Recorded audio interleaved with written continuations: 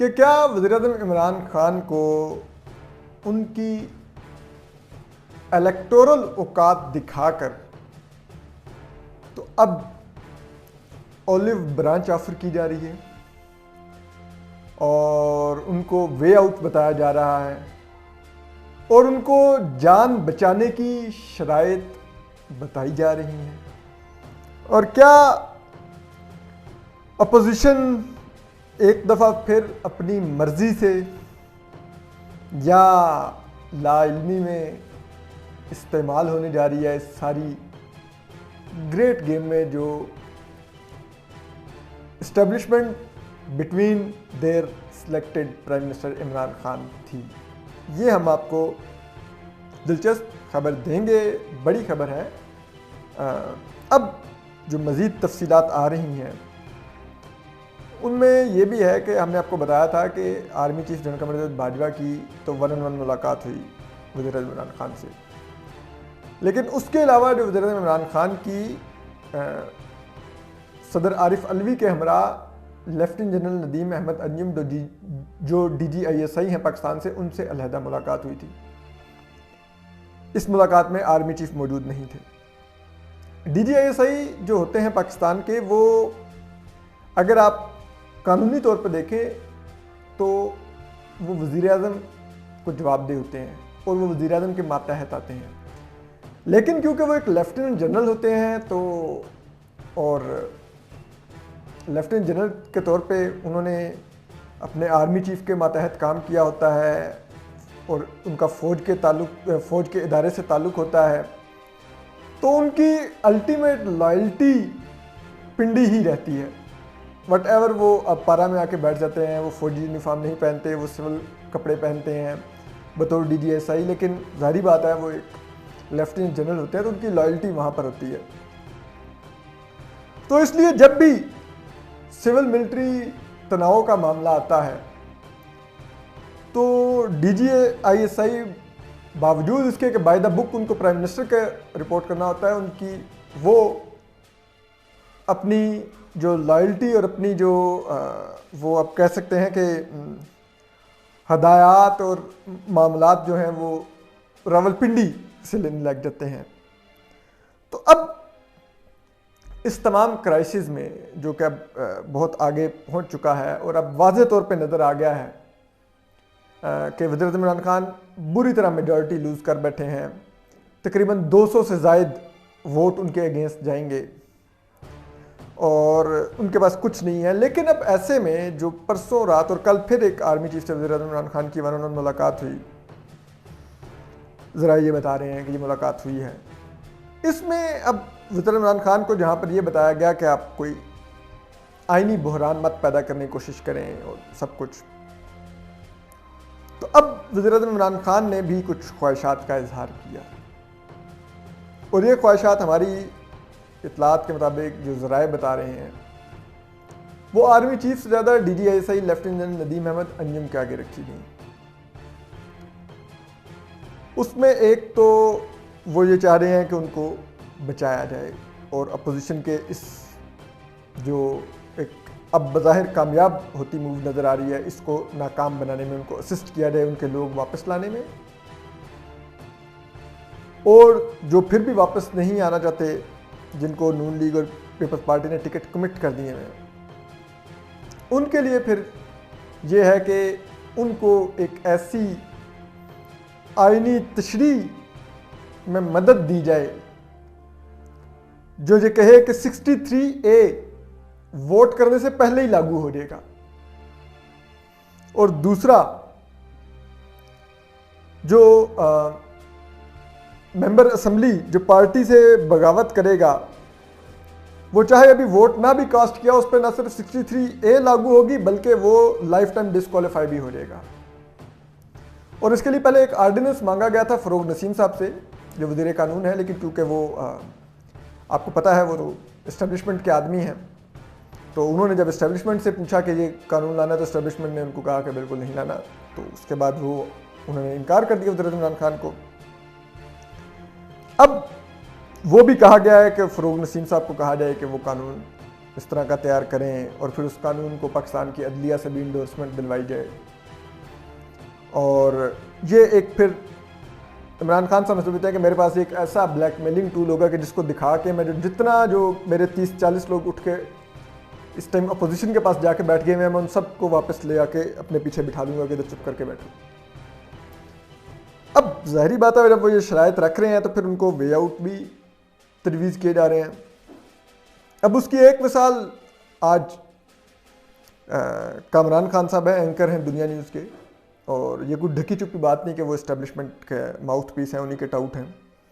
آپ کو معلوم ہے وہ متی اللہ جان کو بریگیڈیئر صاحب نے انٹرویو دیا تھا، بریگیڈیئر سہولت رضا نے، جس میں انہوں نے بتایا تھا کہ کس طرح سے کامران خان صاحب 90s میں 500 کے 2000 روپے مہینے پہ ان کے پاس موٹر سائیکل پہ آیا کرتے تھے، اور وزیر اعلیٰ ہاؤس، گورنر ہاؤس میں جو اجلاس ہوتے تھے یہ وہاں پر بطور رپورٹر جب جاتے تھے تو وہاں پہ جو سنگل لیتے تھے وہ آ کے ان کو رپورٹ کیا کرتے تھے، اور اس کے بدلے میں ان کی منتھلی لگی ہوئی تھی. تو جو کامران خان صاحب کی جو 30 سالہ صحافت اور جو 25,000 تحقیقاتی سٹوریز ہیں وہ آپ کو متی اللہ جان کو اس انٹرویو میں مل جاتی ہیں کہ وہ کیسے کامران خان نے کی ہوئی ہیں. تو وہ ان کے ماؤتھ پیس ہیں، اور اسپیشلی اب تو وہ اتنے زیادہ امیر کبیر ہو گئے ہیں اسٹیبلشمنٹ کی مدد سے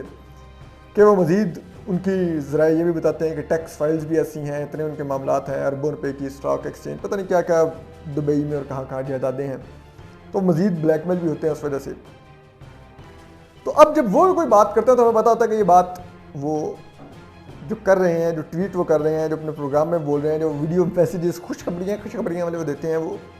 اسٹیبلشمنٹ کا دیا ہوا اسکرپٹ ہوتا ہے جو بولتے ہیں بیٹھ کے طوطے کی طرح ٹیں ٹیں کرتے ہیں. اب اس سے زیادہ ان کی کوئی حیثیت نہیں ہے. تو آج کامران خان صاحب نے ایک ویڈیو کی ہے جس میں انہوں نے عمران خان صاحب کے جو قریبی لوگ ہیں، عمران اسماعیل، شفقت محمود، فواد چودھری اور اسد عمر وغیرہ وغیرہ کو انہوں نے مخاطب کیا اور کہا ہے کہ آپ عمران خان صاحب کو سمجھائیں کہ یہ جو ایک ابھی جو ان کی حکومت کے خلاف جو سب کچھ چل رہا ہے وہ اس کے پیچھے ایک وجہ یہ ہے کہ نون لیگ کو یہ خدشہ ہے، اور اسٹیبلشمنٹ بھی یہ سمجھتی ہے کہ ایک لیفٹیننٹ جنرل ان کو وزیر اعظم عمران خان آرمی چیف بنانا چاہتے ہیں، جنرل قمر باجوہ کا جانشین بنانا چاہتے ہیں، اور اس کے لیے وہ اسی ماہ میں کسی وقت اعلان کر سکتے ہیں، اگلے ماہ یا اسی ماہ، اور اس کو روکنے کے لیے ساری موو ہو رہی ہے. تو اگر عمران خان صاحب یہ لوگ جو عمران خان کے قریبی ہیں ان کو کنونس کر لیں کہ وہ ایسا نہیں کریں گے اور ان کو نہیں چیف بنائیں گے تو چیزیں بہتر ہو سکتی ہیں، ورنہ بحران بڑھے گا. یہ وہ اس قسم کا انہوں نے سارا ہی میسیج ریکارڈ کیا ہے. اب وہ ظاہری بات ہے، ہم سارے سب کو پتہ ہے کہ وہ corps commander Peshawar lieutenant general Nadeem Ahmed Anjum کی بات کر رہے ہیں. اور کامران خان صاحب، میں نے آپ کو ان کا بیک گراؤنڈ بتا دیا کہ کس طرح کے وہ ذاتی ملازم ہیں ہماری اسٹیبلشمنٹ کے. تو وہ اسٹیبلشمنٹ کی منظوری کے بغیر اس طرح کا ویڈیو میسیج ریکارڈ کر کے ٹویٹ نہیں کر سکتے تھے. اٹ مینز یہ ان کو ایک اولیو برانچ اب اسٹیبلشمنٹ کی طرف سے آفر کی جا رہی ہے کہ اگر آپ چاہتے ہیں، جو آپ نے خواہش کا اظہار ہمارے آگے کیا ہے کہ اپوزیشن جہاں تک پہنچ گئی ہے سب کو ریورس کروایا جائے، تو پھر یہ ہے کہ آپ پھر یہ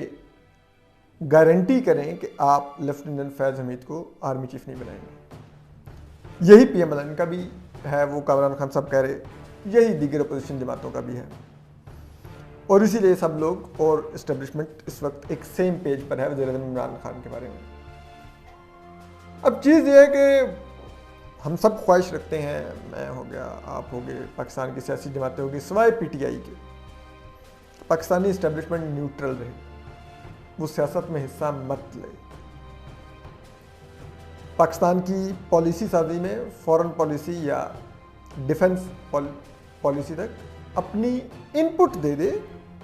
لیکن حتمی جو فیصلہ ہے وہ پاکستان کی سویلین لیڈرشپ کرے، جن کے پاس عوام کا مینڈیٹ ہوتا ہے.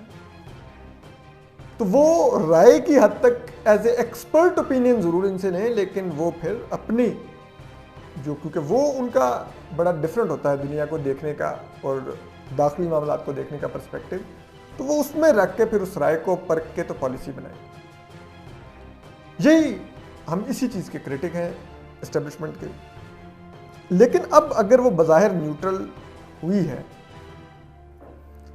تو اب عمران خان صاحب کی طرف سے اس طرح کی کوششیں کرنا کہ کبھی گورنر راج کی دھمکی دینا، کبھی سندھ ہاؤس پہ حملہ کرنا، 27 مارچ کو مذہب کا استعمال کرتے ہوئے کراؤڈ اکٹھا کر کے دھمکیاں دینا کہ وہ اراکین اسمبلی کو ووٹ ڈالنے نہیں جانے دیں گے، قومی اسمبلی کا اجلاس تاخیر سے بلانا، 63A کی جھوٹی تشریح کرنا، اس کے لیے اپنے لاڈلے وکیلوں کی مدد لینا۔ اس میں ایک میں تو حیران ہو رہا تھا، ایک پنسوٹا صاحب بھی لاہور سے اس میں بڑی وہ معذرت کے ساتھ، تو میں کیا کہوں، وہ بھی کس قسم کی تشریحات کر رہے تھے، اور ہم سب کو پتہ ہے کہ پنسوٹا صاحب چیف جسٹس عمرتا بندیال کے بڑے لاڈلے وکیل ہیں۔ تو اس طرح کے لوگوں کو متحرک کرنا اور ایک ماحول کریٹ کرنا صرف اپنی عہدہ بچانے کے لیے یہ عمران خان صاحب کر رہے ہیں۔ اور آپ دیکھیے کہ یہ جو سب کچھ ہو رہا ہے یہ کس لیے ہو رہا ہے کہ اسٹیبلشمنٹ کو مجبور کیا جائے کہ آپ انٹروین کریں،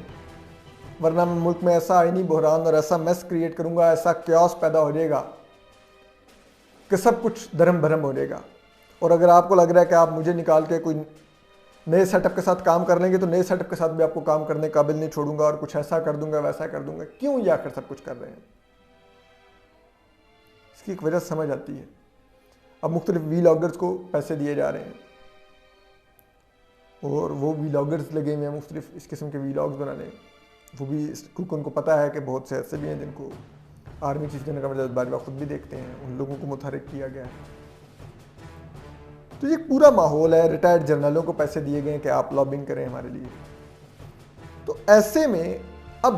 ویسے تو ہم سمجھتے ہیں کہ یہ عمران خان صاحب کو 1.5 سال باقی بھی ملنا چاہیے، اپوزیشن کو یہ نہیں کرنا چاہیے، لیکن اب جب کہ یہ ہو گیا ہے اور اپوزیشن نے ایک آئینی آپشن استعمال کیا ہے، آپ اس آپشن کے ٹائمنگ سے ضرور ڈس ایگری کریں کہ یہ آپشن نہیں کرنا چاہیے تھا استعمال، لیکن وہ ایک آئینی آپشن ہے، لیکن اس آئینی آپشن کو بھی ڈی ریل کرنے کے لیے اگر مدد دی جا رہی ہے اور اسٹیبلشمنٹ کو کہا جا رہا ہے کہ پاکستان کے بعض ایسے عدالتی اور قانونی اور ایڈمنسٹریٹو ایوانوں میں مداخلت کر کے آپ اپوزیشن کو ٹیم ڈاؤن کریں اور ہمارے لیے رستہ نکلوائیں، تو کوئی تو اس کی وجہ ہے۔ تو وہ وجہ عمران خان صاحب آپ سوچئے کہ وہ اسٹیبلشمنٹ کو پھر سے گھسیٹ کے سیاست میں لا رہے ہیں اور مکمل طور پہ وہی کر رہے ہیں کہ جو ان کا بقیہ ٹائم بھی انشور کرے۔ اور اس کے لیے اب دیکھتے ہیں کیا ہوتا ہے کہ ہاں عمران خان صاحب اس اولیو برانچ کو قبول کر کے اور کچھ ایسی یقین دہانی کر لیتے ہیں، اور اگر ایسی کر لیتے ہیں تو پھر اپوزیشن کا کہاں پہ ہوگا؟ تو اپوزیشن کے ساتھ ایک دفعہ پھر ہینڈ ہوگا، یا اپوزیشن جانتی تھی کہ یہ ہینڈ ہونا ہے لیکن ہم اسٹیبلشمنٹ کو مدد کریں گے کہ اتنی پریشر عمران خان پہ بلڈ ہو کہ وہ خود ہی سرنڈر کر دیں کہ ٹھیک ہے آپ جس کو کہہ رہے ہیں میں اس کو چیف بنا دوں گا یا ایک اور توسیع دے دوں گا۔ کیا وہ کریں گے؟ YouTube پر گوگلی نیوز دیکھنے کے لیے youtube.com کی سرچ بار میں googly news T V type کریں۔ گوگلی نیوز کے پیج پر سرخ رنگ کے سبسکرپشن والے بٹن پر کلک کرنا نہ بھولیے۔ YouTube پیج پر اپلوڈ ہونے والی ویڈیوز سے باخبر رہنے کے لیے بیل آئیکن پر کلک کیجیے۔ آپ کو ہر نئی ویڈیو کے بارے میں نوٹیفیکیشن موصول ہو جائے گا۔